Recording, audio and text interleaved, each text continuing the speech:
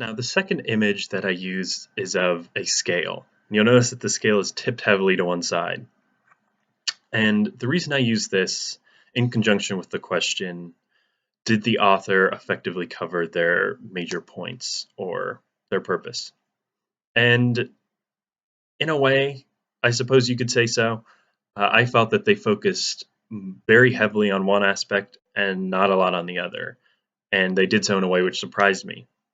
Now, I mentioned in the previous video that the book sought to encourage reading historically, thinking historically, writing historically.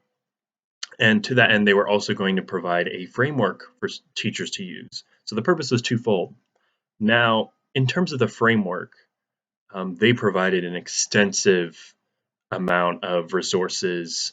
They provided 6 3-day activities, and within these, there was a chapter each dedicated to how a teacher could use this, how students might react to this, all sorts of things like that.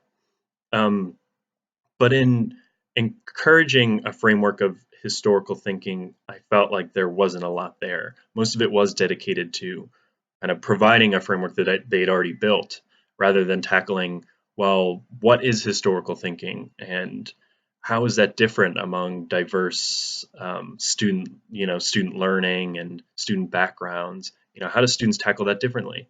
And that was something I was kind of hoping to see and a bit disappointed.